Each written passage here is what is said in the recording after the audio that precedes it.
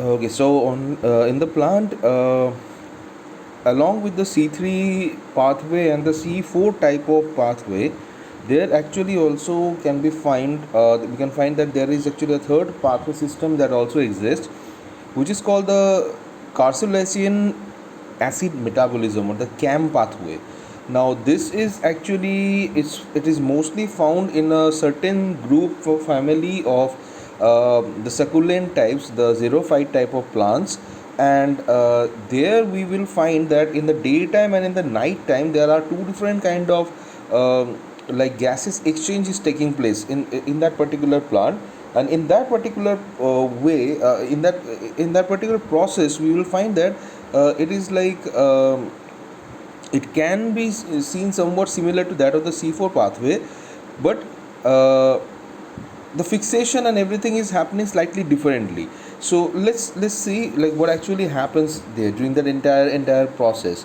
So first and foremost, in the night time, we are going to find that there is actually production of the phosphoenol pyruvate from the starch that is taking place right here, and then pep carboxylase is responsible for fixation of of that particular like carbon dioxide, atmospheric carbon dioxide, right there you can see, into the oxaloacetic acid, and then that oxaloacetic acid is actually getting converted to malic acid uh, via this malic dehydrogenase enzyme, as it is normally happening there. Okay, so once that happens, this actually happens in the guard cell vacuole. Okay, the guard cell of the stomata means this is actually taking place in the stomata, and in the guard cell region we will find that this is happening. And please keep in mind that during the night time the stomata will remain open for this entire process to take place properly. All right, so once that happens and once this malic acid is being produced, malic acid actually lower the pH of the vacuole.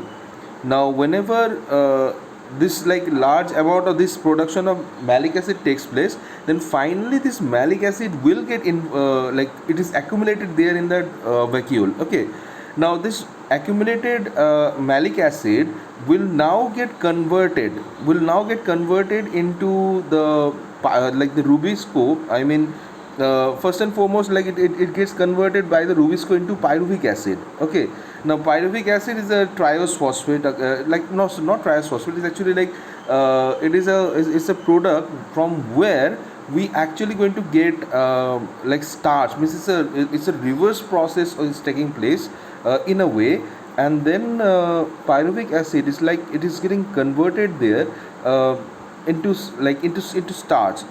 But at the same time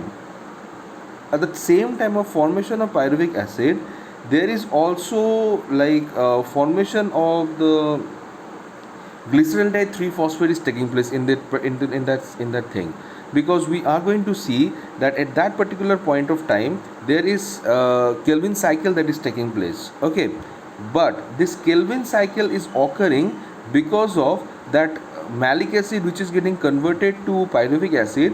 It is releasing the carbon dioxide. Okay, and that carbon dioxide, it is being taken up by the rubisco enzyme. Rubisco means ribulose bisphosphate carboxylase oxygenase, that particular enzyme. If you remember, it is the main enzyme for the like the one responsible for fixation of carbon dioxide in the in that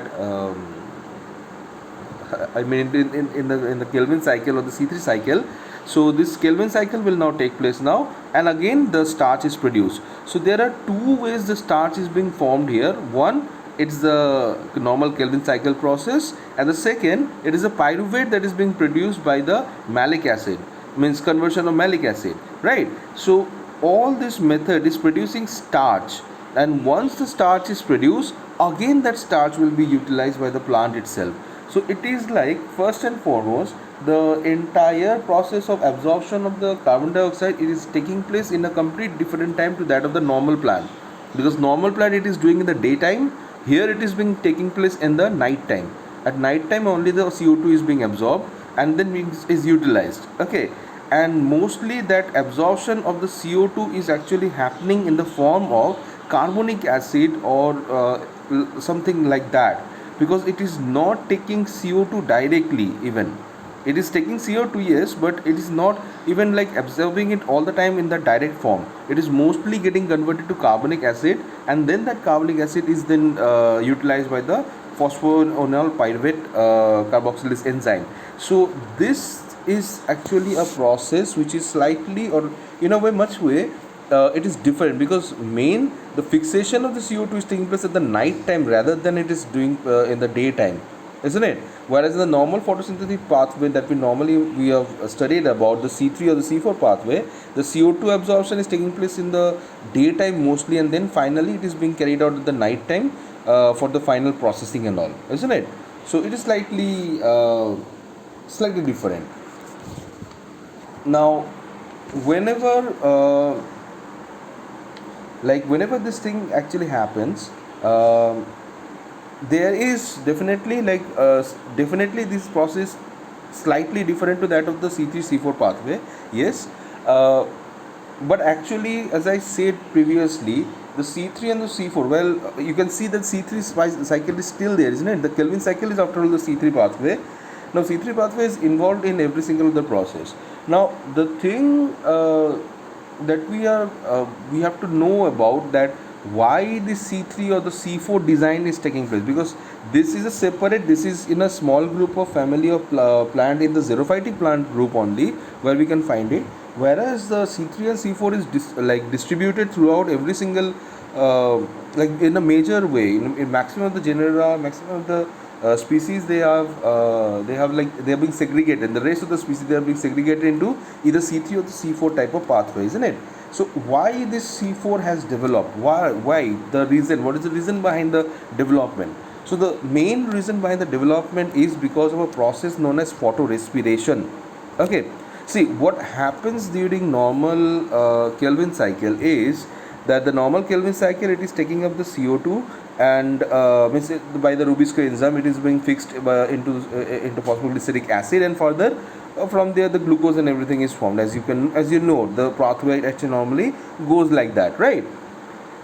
But in case of photorespiration, once this phosphoglyceric acid is being formed, actually during that particular time of formation of phosphoglyceric acid, there is also formation of phosphoglycolate molecule right there.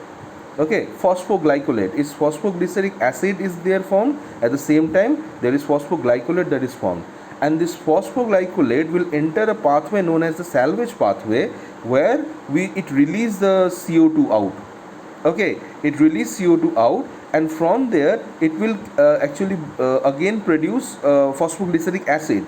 All right, but that phosphoglyceric acid will not be enough, so that the glucose, for the process of formation of glucose, some of them will getting converted to, now this phosphoglyceric acid will get converted into phosphoglyceraldehyde, but that phosphoglyceraldehyde is it's all of them are not going to get into the process of glucose generation.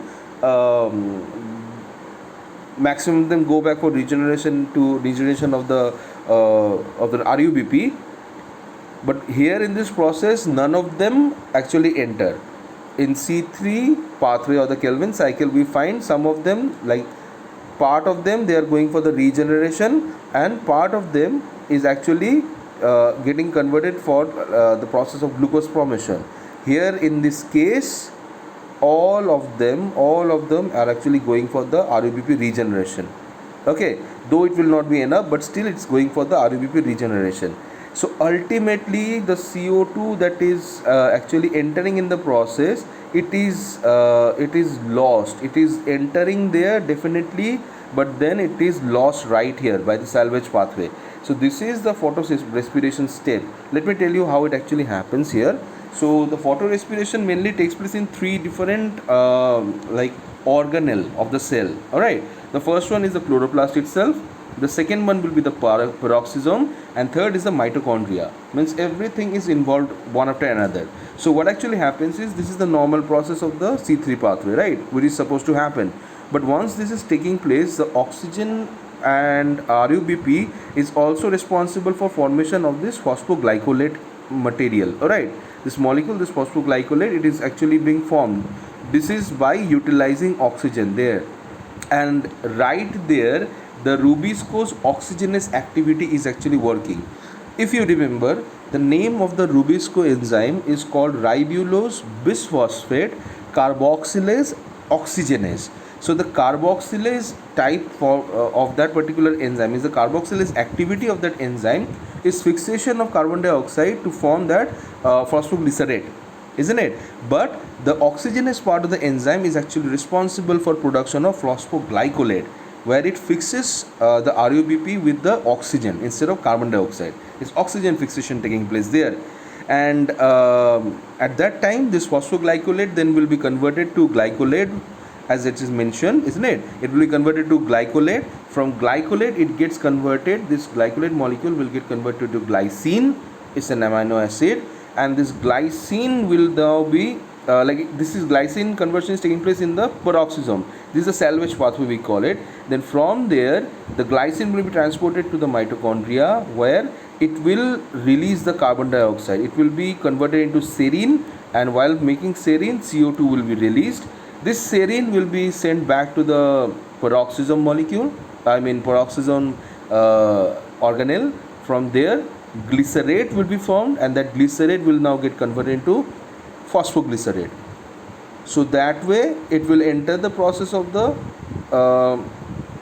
Kelvin cycle, but instead of the normal Kelvin cycle, as it was mentioned, that it will actually form the RUBP again. It will try and form the RUBP again, but the sugar generation is not going to be possible because there will be less amount of phosphoglyceraldehyde formed from the phosphoglycerate, because the phosphoglycerate also is produced in lesser amount here.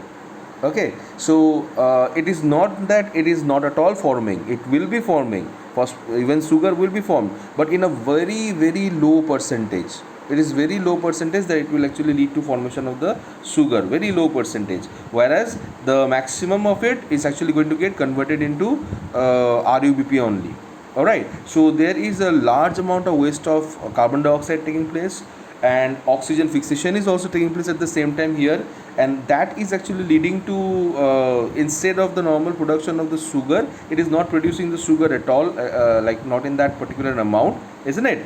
So due to all that particular reason, this process is actually considered as a photorespiration, because here light and everything is involved, and oxygen is utilized for making energy in a different way, because all this pathway actually will lead to for the production it's not even producing energy also, it's not even producing energy also, but it's just fixation of oxygen into carbon dioxide that is actually happening here. So that's why this process is called the photorespiration. And along with it, there is one more thing you should know, is that this process, since it produces this component, the phosphoglycolate, which is a 2-carbon structure, so this process also goes by the name of C2 pathway. Okay, like the C3, C4, this is also known as C2 pathway. So this is like a process that that is happening. It has been observed in the plant, the plant which is actually in a high temperature region, or there is a high concentration of oxygen in the atmosphere. In those particular cases, this feature has been noticed within the in the plant. Okay, so this is, and to avoid this or to prevent this from happening, actually the C4 pathway has been developed in the plant itself. Alright, so that oxygen doesn't enter into the mix of this entire thing, and the Rubisco cannot fix oxygen right there. Got it?